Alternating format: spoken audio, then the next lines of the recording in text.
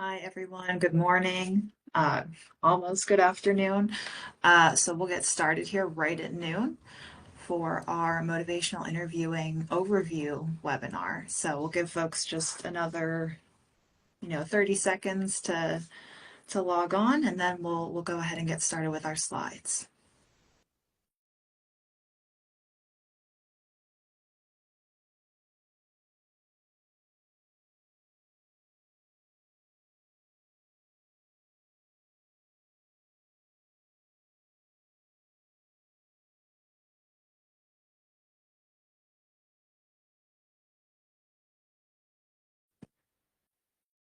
Okay, so I have 12 o'clock. Yes, thank you for joining us for our family and community webinar. Um, as always, there's some helpful information at the bottom of the slides um, that you are welcome to take a look at or check out. We do have a Q&A feature here, so there's a Q&A box at the bottom on the black bar of your window, and you can use that to enter any questions that you have as we go through the slides. If you have any topics or would like to know of any get information on any specific aspects of substance use disorder or kind of adjacent topics, we're happy to have those. We've been doing the webinar for a couple of years at this point, so we also definitely welcome some fresh ideas.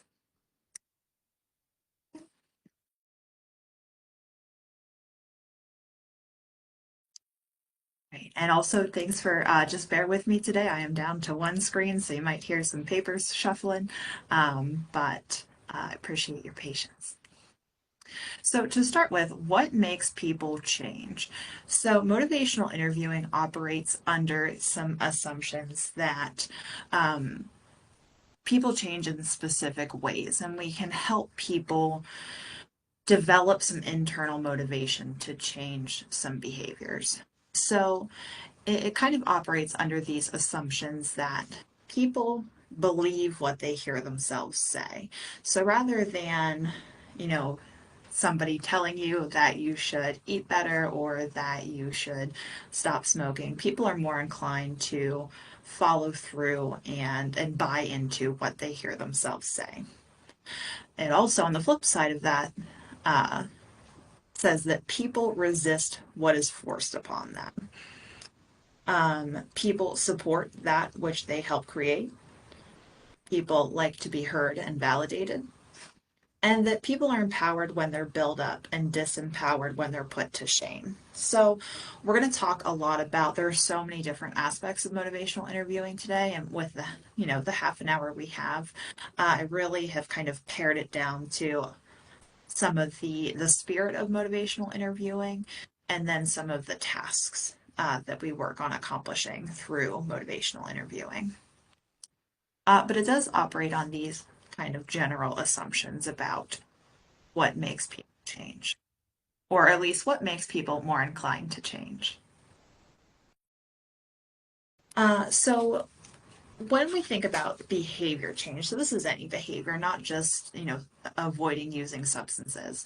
Um, this can be making healthier choices in terms of food or diet or exercise. We think about change in this kind of way. So this is stages of change. So these are by theorists Prochaska and DiClemente. So it basically says that pre-contemplation is when a person may initially think there's nothing wrong with their current behavior. Right, maybe they went to the doctor and the doctor recommended that they are, or said that they are maybe at higher risk of developing heart disease unless they make some healthier choices. So pre-contemplation is maybe the person thinking that there's nothing wrong with them, that their doctor may be overreacting to one bad test. So a lot of times in pre-contemplation, we think of things like, the main word that comes to mind for me is denial. Contemplation then is uh, ambivalent. So they might, in this little scenario, they may start asking folks close to them who have tried changing their own health habits before for advice. Maybe they're thinking about a pros and cons list to making those changes. But there's still that kind of back and forth. Not sure, maybe there's some benefits to changing, but there's also some benefits to staying the same. Preparation then would be when they start looking up maybe some healthier foods, researching exercise programs that they might like to try. And the action phase is then when they have kind of adopted that new um, exercise routine, that new meal planning behavior, adopting healthier eating habits.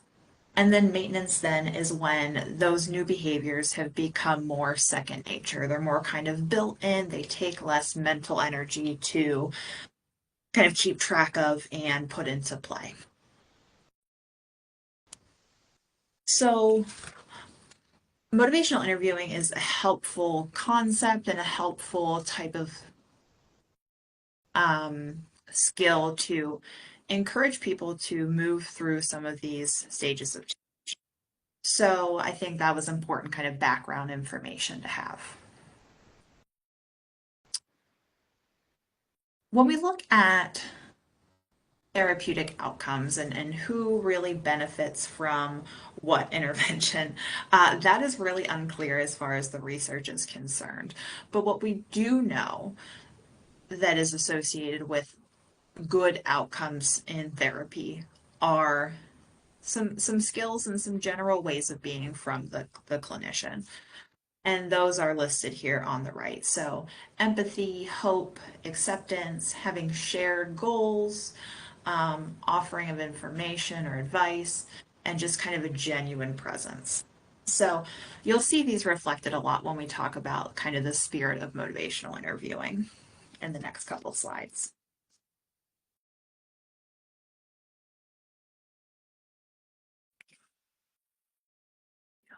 So, what is motivational interviewing? So, I included two definitions. At the end of the day, in the simplest words, I think, evident or motivational interviewing is an evidence-based practice for promoting change and growth. So you'll see that the 2013 definition by the authors is really kind of technical. It uses a lot of technical language, right? It talks about ambivalence and intrinsic motivation. And they adjusted that in the fourth edition. And it's just saying that it's a type of way of talking to people about change and growth. And through that process, the person strengthens their own commitment and motivation. So, another way that the authors put it is motivational interviewing is a way of doing what else you do, a way of being with those you seek to serve, and it's grounded in a view of some fundamentals of a helping relationship. So, the qualities that we talked about uh, on the last slide, those are all super important to effective motivational interviewing. So, while I've mentioned a lot about kind of therapy and counseling, motivational interviewing was initially developed to help people with substance abuse issues, but it has spread into a lot of other helping industries, public health, medical care, education, corrections. So it's really taken hold, and people have found it to be really helpful in some different realms. So, what motivational interviewing is not. Um, So, motivational interviewing is not manipulating people into changing. So, what the behaviors that we're looking to change are evoked from the person that we're working with. So, right, my example of this is I have a 4-year-old pit bull mix. Right, nobody is going to motivational interview me into like taking my dog to a rescue or rehoming my dog. That's not one. That's not at all in the spirit of motivational interviewing. But also, that's not in me to evoke. Right, that's not a behavior change that I have that can be brought out. It's not a specific technique. So we talked about like a pros and cons list, and that can be helpful, but in and of itself is not motivational interviewing. It's also not just kind of being nice to people. Um, it's not the stages of change model, and it's not reflective listening. And it's not for every person or situation. So, motivational interviewing is about behavior change. And at the end of the day, what it does is it kind of guides the person to hear themselves talk about the possibilities of change. So we go back to that initial concept of, people believe what they hear themselves say, and people resist being told what to do. So this is really a way to engage with somebody, to help them verbalize the changes that they would like to make.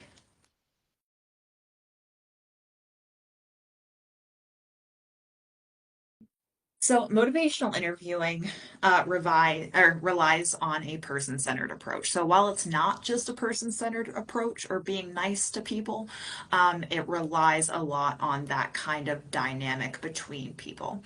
So, it's a person centered approach means that we're not just seeing diagnoses or problems to be solved, we're seeing strengths that a person has to offer and brings to the table.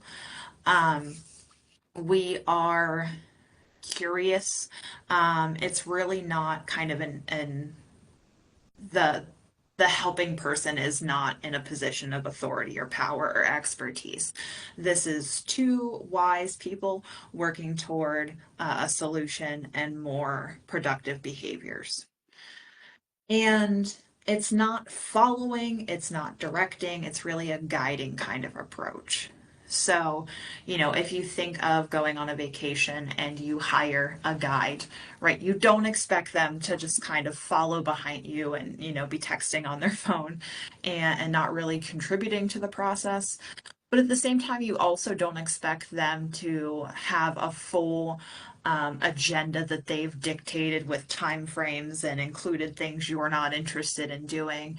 But you want them to kind of walk alongside you and maybe offer information or direction, um, in a way that is kind of compatible with the process.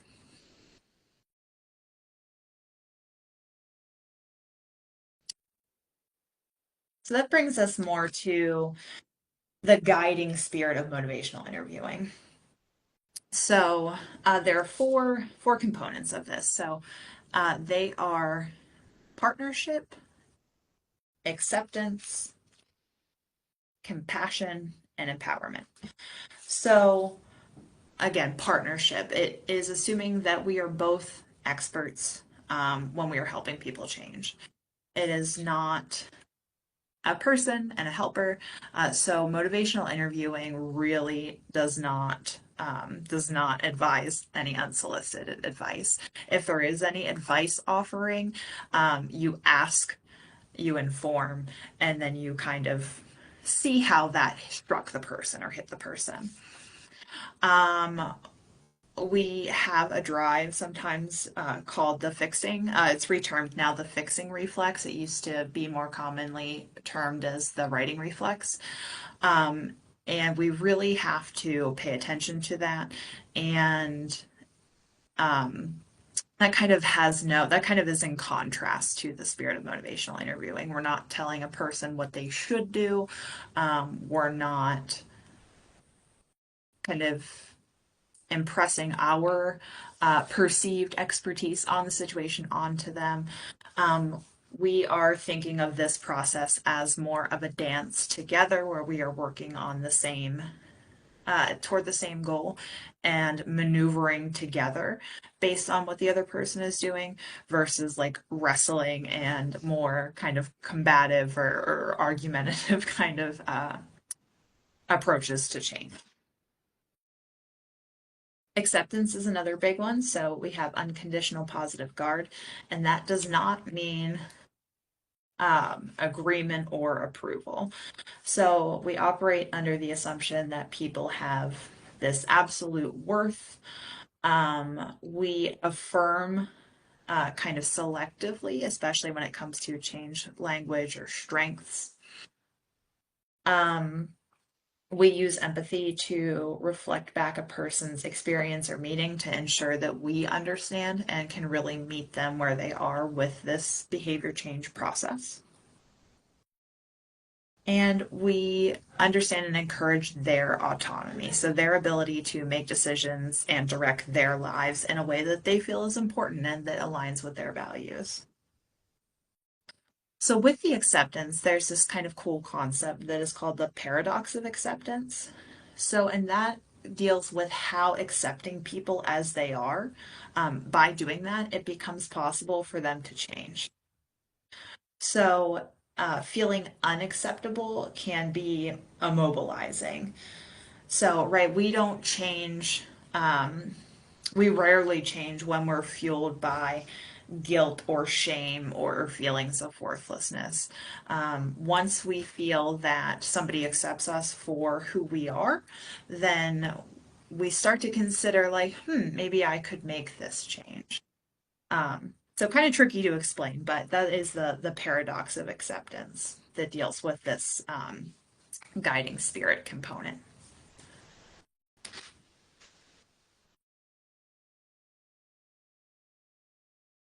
Okay. Compassion. So we are working toward the best interests of the person. And that's not just kind of a passive role that we take. We really actively promote the person's welfare and well being.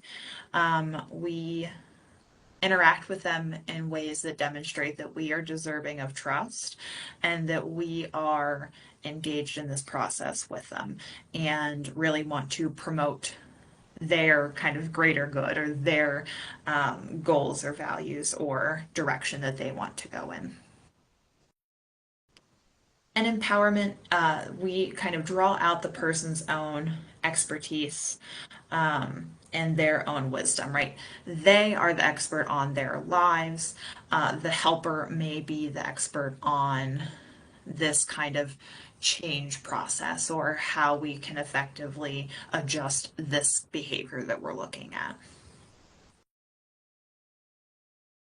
And it also does something that I think really can help with burnout of helpers, but it focuses on the person with that is looking to change their behavior is in charge of their own choices and therefore is responsible for the outcome. And that, makes a lot of sense intuitively, but especially in the helping field or when we're trying to help people as family members or as clinicians or as public health providers, sometimes we can kind of take on that responsibility. And motivational interviewing really stresses that this is right, they have autonomy. The best you can do is kind of empower them and give them tools, and then that person is responsible for the outcome. So if they have a negative outcome, that is on them. But if they also have a very successful and productive outcome, that is their victory and their win as well.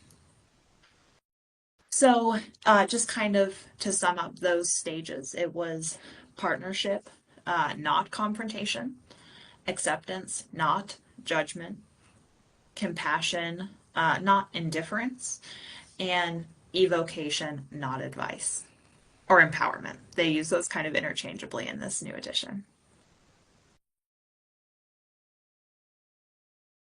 Okay, so ambivalence. So, ambivalence, remember when we talked about the contemplation stage of change?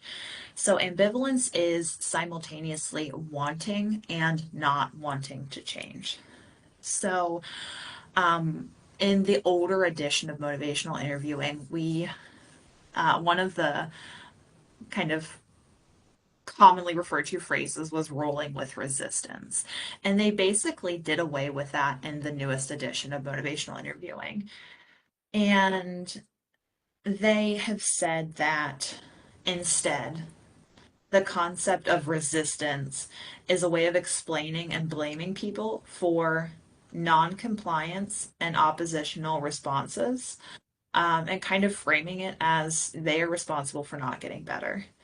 When ambivalence and kind of our reaction to change is a totally normal phenomenon, right?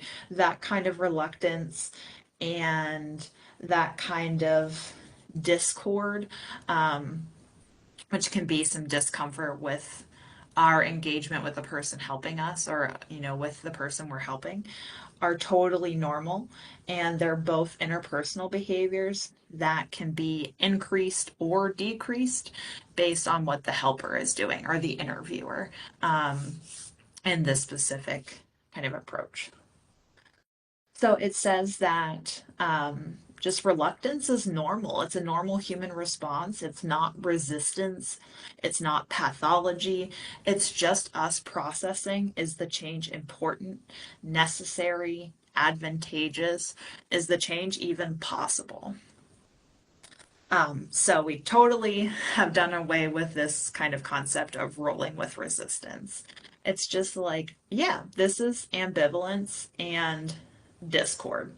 And that totally makes sense. And they're both components that we can address through how we are interviewing.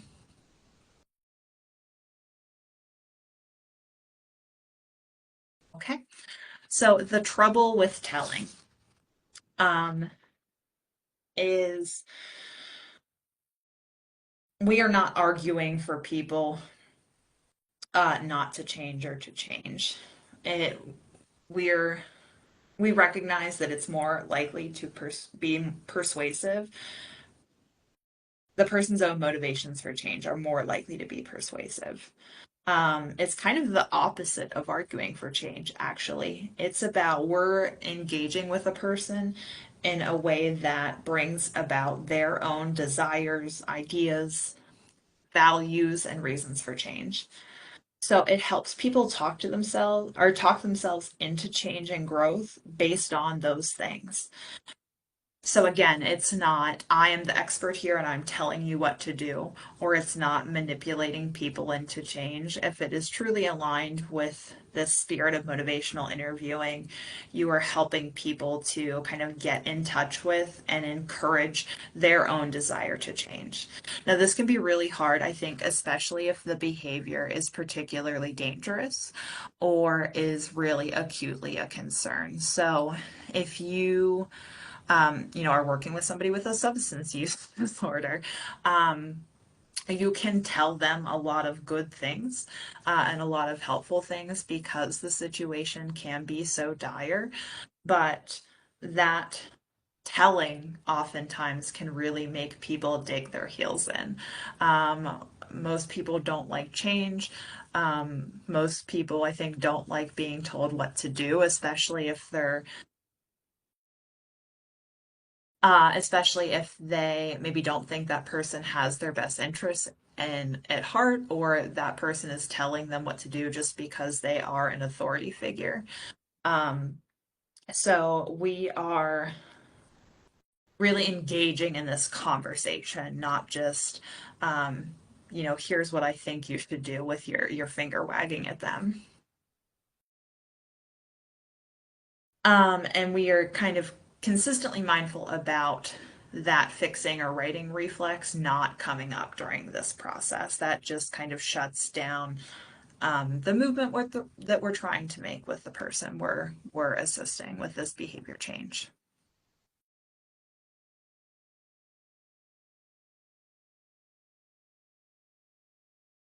Okay. So there are four kind of tasks or stages in motivational interviewing, and we'll go through these pretty quickly. Um, but they are engaging, focusing, evoking, and planning. So, in the engaging stage, we're really working on building a collaborative and productive relationship or interaction with the person. So, we are building that working alliance. So, some questions that you can ask yourself in this stage, if you are the interviewer, if you are using this skill, is, how comfortable is this person talking to me? Does this feel collaborative? Do I understand their perspectives and their concerns? The focus task then is really, where are we going with this? What intentions for change does this person have? Do I have a clear sense of kind of where we're going in this process? So this is really the guiding part comes in a lot here too, right? We're not just having these kind of meandering sessions or interactions or conversations. We are focused on where we want to go and kind of maintaining that course. Evoking, why would we go there?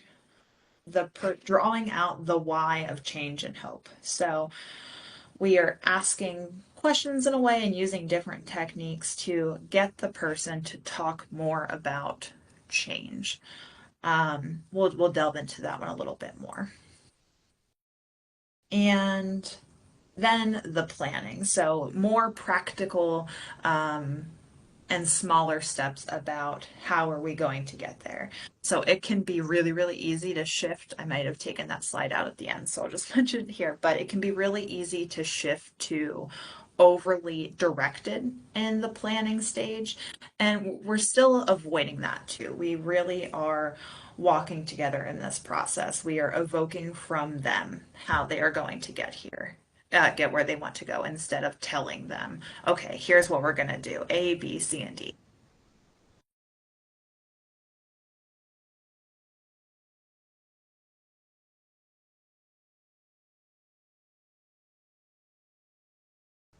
So, ORs are different ways to kind of help the evoking task.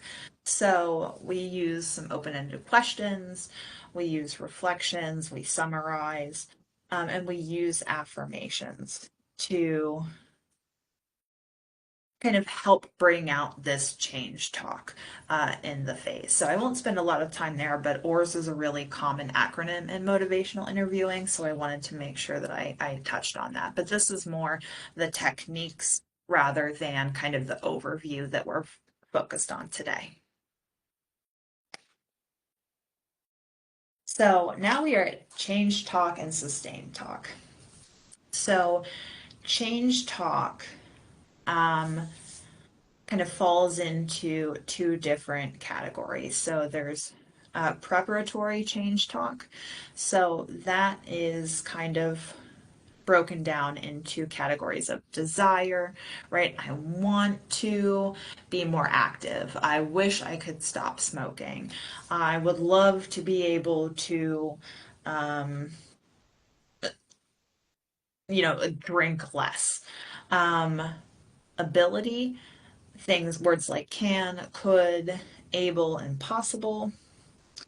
Um, reasons typically have that if then kind of quality. I think I'd sleep better at night if I cut down on caffeine. Um, or it talks about the advantage of change or disadvantage of not changing. Like getting more exercise would help me stay healthy. And then need things just like I have to, I need to, I must. Mobilizing change talk is kind of a step further in this process and says that and falls into the categories of commitment, activation, and then taking steps. So, activation language is I'm willing to, I would consider it, I'm thinking about it. And then taking steps is something like, I called 3 places about possible jobs today. I filled that prescription. They are actively um, taking steps forward on the behavior they're looking at adjusting.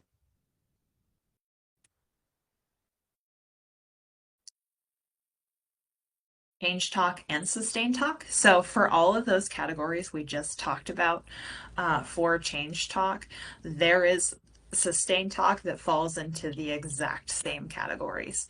So these reflect here what change talk and sustain talk that somebody might engage in if they are trying or they're considering quitting smoking. So the techniques in motivational interviewing would really use open-ended questions and reflections and summaries and affirmations to encourage the person to say more things that fall into the change talk category instead of the sustain talk.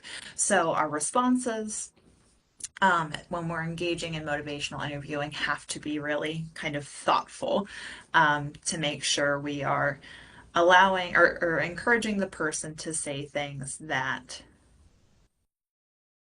encourage them to change and facilitate their motivation to change.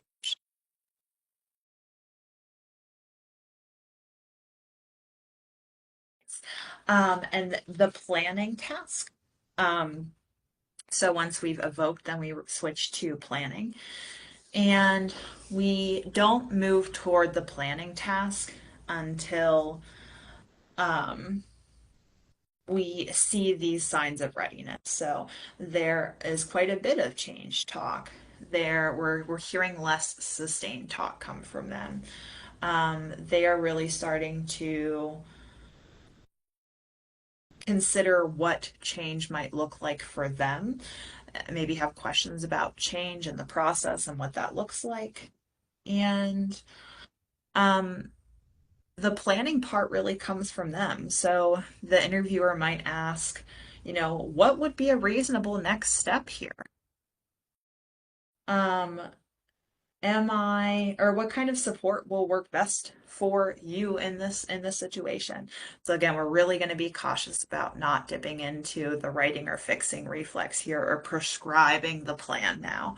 The plan still comes from the person. So that kind of wraps up our tasks. And I think our slides today. So again, I hope that was kind of a very quick overview of the spirit of motivational interviewing, um, and kind of generally what the process looks like. Our next webinar, if you're interested, I didn't unfortunately get to the registration link yet today, but it's going to be on June 17th.